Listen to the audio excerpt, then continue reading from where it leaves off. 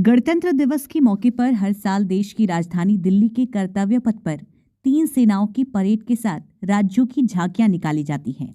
हालांकि इस बार गैर बीजेपी शासित 4 राज्यों की झांकियां रिजेक्ट कर दी गई हैं, जिसकी वजह से झांकियां विवादों में घिर गई हैं। रक्षा मंत्रालय ने पश्चिम बंगाल, दिल्ली, पंजाब और कर्नाटक की झांकियों को रिजेक्ट कर दिया है। इसमें से 2 राज्यों में आम आदमी पार्टी, एक में तृणमूल कांग्रेस और एक में कांग्रेस की सरकार है।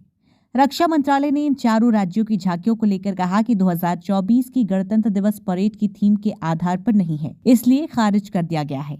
बता दें कि इस बार 75वें गणतंत्र दिवस पर कर्तव्य पथ पर निकलने वाली परेड की थीम विकसित भारत और भारत लोकतंत्र की मातृका है। रक्षा मंत्रालय ने दिसंबर 2023 में सभी 36 राज्यों और केंद्र शासित प्रदेशों के एक पत्र जारी कर गणतंत्र दिवस परेड 2024 में झांकियों के लिए प्रस्ताव मांगे थे।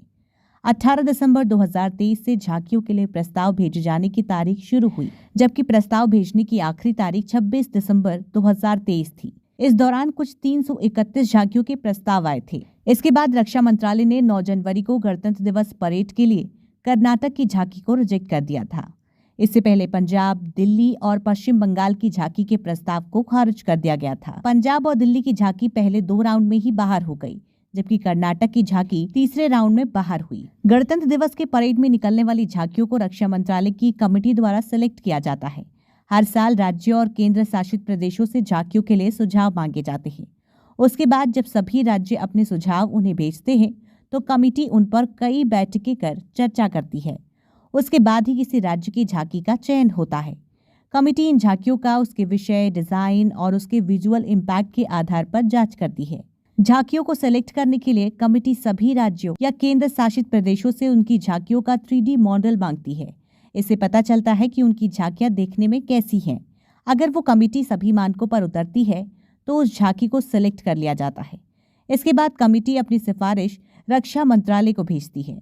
इस एक्सपर्ट कमेटी में art, culture, painting, sculpture, music, architecture, agriculture, choreography क्षेत्र के प्रतिष्ठित लोग शामिल होते हैं। झांकियों का selection visual, appeal, idea, theme और म्यूजिक के आधार पर किया जाता है। इसका सिलेक्शन क्या है, ये भी बताते हैं। गणतंत्र दिवस के लिए झांकियों का चुनाव करने की प्रक्रिया कई चरणों से गुजरती है। पहले झांकियों के स्केच, डिजाइन और प्रदर्शनों की थीम को पसंद किया जाता है। इसके बाद झांकी के मॉडल पर कमेटी और राज्य केंद्र शासित प्रदेशों, मंत्रालयों के बीच कई दौर की बातचीत होती है। सिलेक्शन से पहले फेज में सभी प्रस्ताव के स्केच, डिजाइन की जांच होती है। इसके बाद ही जरूरी होने पर बदलाव के लिए सुझाव दिए जाते हैं। एक बार जब कमेटी स्केच और डिजाइन को मंजूरी दे देती है, तो इसके बाद प्रतिभागियों को अपने प्रस्ताव के 3D मॉडल के साथ आने को कहा जाता है। इसके बाद फाइनल चयन के लिए एक्सपर्ट कमेटी विभिन्न आधार पर झांकियों के 3D मॉडल की जांच करती है।